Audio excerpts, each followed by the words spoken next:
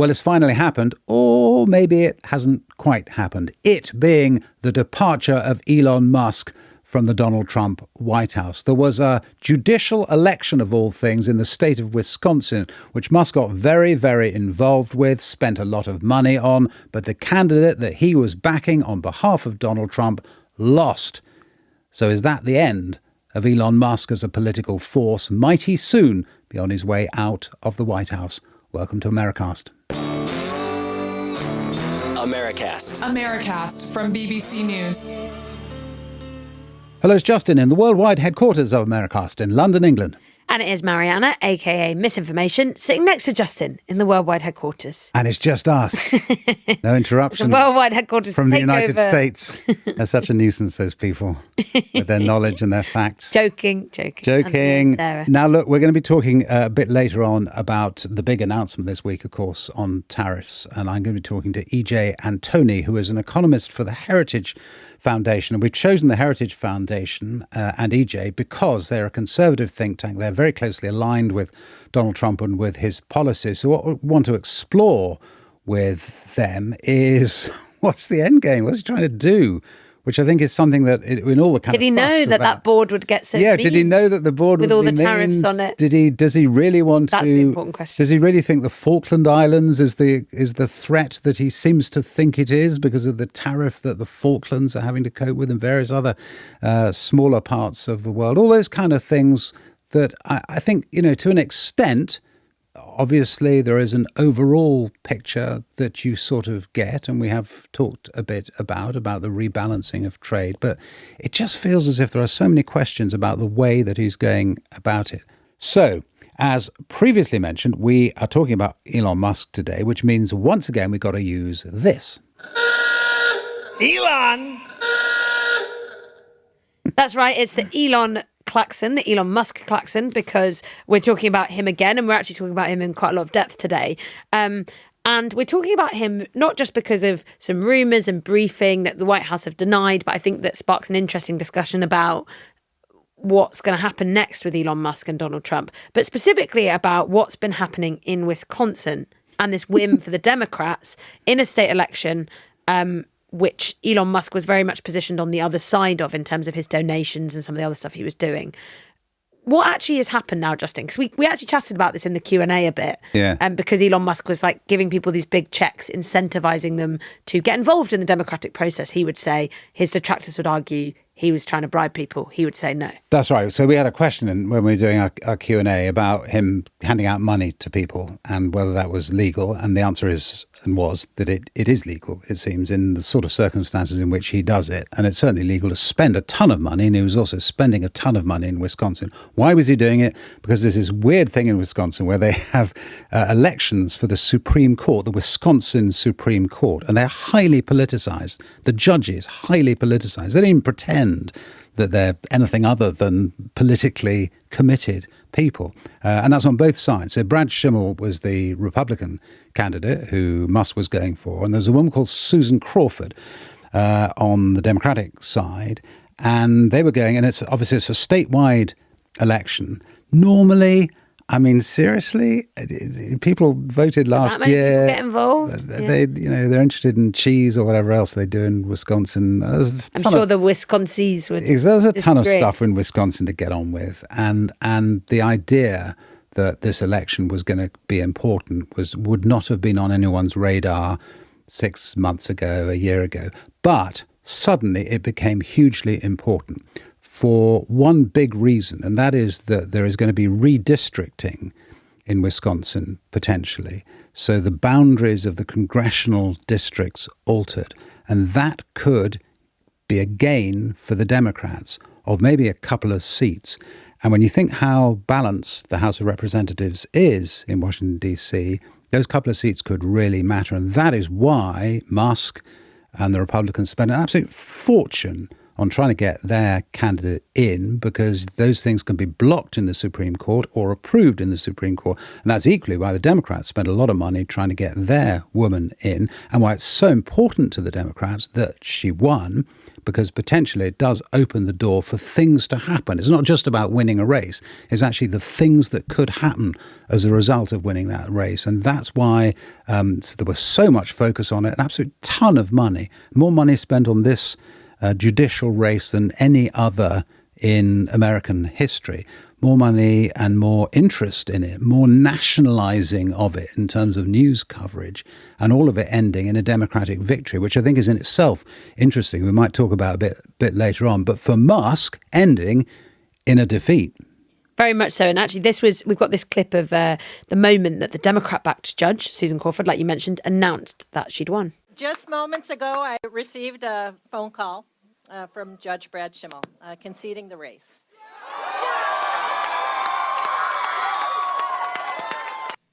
As a little girl growing up in Chippewa Falls, I never could have imagined that I'd be taking on the richest man in the world.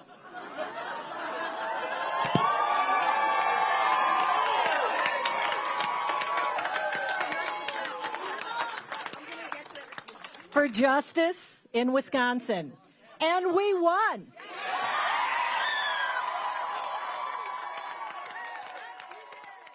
So interesting because she's directly referencing Elon Musk there, who has turned up in Wisconsin. He was personally handing people these big checks we were talking about for $1 million to voters in particular.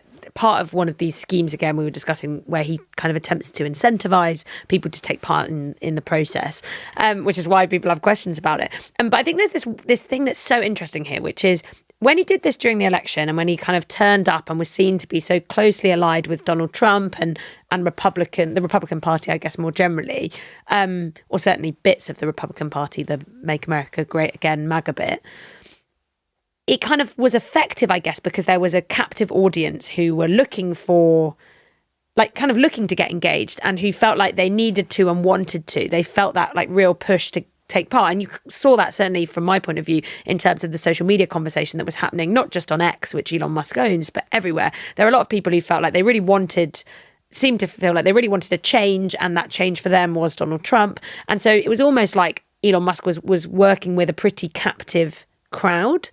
Now I guess you're in a different situation, which is people who voted for Donald Trump are seeing him do all the stuff he's doing, tariffs and everything else, and perhaps maybe don't feel as energized in the way that you might imagine that some Democratic voters who are worried about what Donald Trump's doing do kind of feel energized. And so then you wonder if does the power of Elon Musk wear off? Like, is it actually not as valuable, or is it actually a turn-off, which is kind of interesting? Because he's also doing what he does. And never mind what Donald Trump's doing. Elon Musk has got his own thing with DOGE, with his effort to save a ton of money from the federal budget. And it's, there are people who still support it, but equally a lot of people have been put out of work by it. And that matters. Well, and that's kind of interesting as well, because if we think about the evolution or transformation of Elon Musk, even compared to back in the autumn, at that point, the Department of Government Efficiency, which he is involved in running, this kind of advisory team board, that didn't exist in the same way. He hadn't kind of acted on some of those changes, like the cuts that they were suggesting, the redundancies, everything else. He was kind of like a theoretical figure, I guess, like someone who had succeeded in generating a huge amount of conversation about Donald Trump, particularly on X, and the kind of impact of X, a small platform that still has a sort of mighty influence, it seems, on political conversations and discussions. That there was kind of all of that going on. But I guess like a lot of people didn't really know what Elon Musk meant necessarily. And now they kind of do a bit more. Like they've seen him at the White House with his kid, with Donald Trump. They've seen him like at a cabinet meeting with his dark Gothic MAGA cap on. And so aside from this point about are people just not maybe as energized to go out and get involved from a Donald Trump Republican point of view because they're thinking, well, I kind of got what I wanted and I'm seeing how it unfolds. There's also this question of actually, are there people who don't like the way Elon Musk has gone about what he's done, or have questions about whether they still like him being allied with Donald Trump in that way? So we got a question from David Hatton in Preston, who says, hi, I love the podcast. Are the rumours true? Has Trump decided to let Elon Musk go from DOGE? And this then comes as a result of, or these rumours swirling around come as a result of, obviously, the Wisconsin election.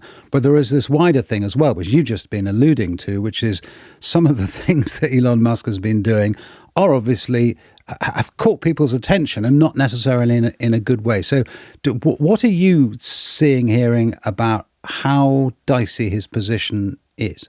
So this reporting actually came from Politico on Wednesday morning, US time. This idea that Donald Trump was telling his inner circle Musk is going to be stepping aside from his role in the coming weeks. That was the kind of wording, the phrasing. So you've got, I guess, this layer of media speculation, which was very, very quickly shut down. So the White House came out to say, this is Caroline Leavitt, their press secretary, this scoop is garbage. She posted on X, where else? Elon Musk and President Trump have both publicly stated Elon will depart from public service as a special government employee when his incredible work at DOGE is complete. And Elon Musk actually himself had quote tweeted that and said, this is fake news, like it's not true. And it's worth saying as well, just on Wisconsin, he also posted about that on X, Musk, saying, I expected to lose, but there is a value to losing a piece for a positional gain. So this idea that somehow it's important for his wider image, chess. Perhaps. Yeah.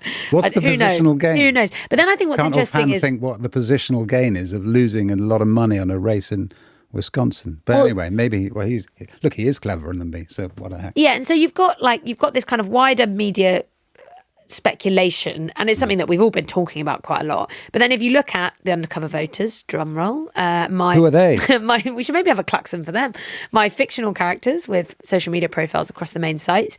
If you look at kind of the perception of Elon Musk, perhaps in those circles, I mean, a lot of the pro-Donald Trump the two pro-Donald Trump profiles that I run, they're still getting lots of stuff that's broadly favourable to him. So I don't think that has changed, like the level of support for Elon Musk from the kinds of people that like Donald Trump necessarily. And this is just a litmus test from social media feeds, not a poll or anything like that. But if you think about the other side, and if I look at the accounts that don't like Trump, there is a lot more anger about Elon Musk in those circles and kind of general discontent and upset about his position. And you wonder whether this is about the kind of tipping balance of your favourite undercover voter, apolitical Gabriella. Her feed is starting to kind of go a bit like, ooh, not so sure about Musk's involvement here. Pro-Donald Trump, like still some quite pro-Donald Trump stuff and stuff about the economy and stuff about immigration. Really? But a little bit more... Scapegoating of him then? Yeah, just like a little bit more like I don't know, there's less favourable stuff towards him. And you just wonder if that kind of discontent is starting to bleed across a little bit. I find that really interesting because obviously the Democrats want to blame, well, you heard Susan Crawford there specifically mentioning Elon Musk and wanting him to be right in the spotlight. And they love the fact that he lost this election, et cetera, et cetera, et cetera. What I think is more interesting in a way is exactly what you just hinted at, which is that Republicans also might find it convenient to blame Elon Musk for this election loss in Wisconsin, but also more widely for things that might be unpopular, and we're going to talk about tariffs later on, in the first few months of the Trump administration. And if there's someone handy to blame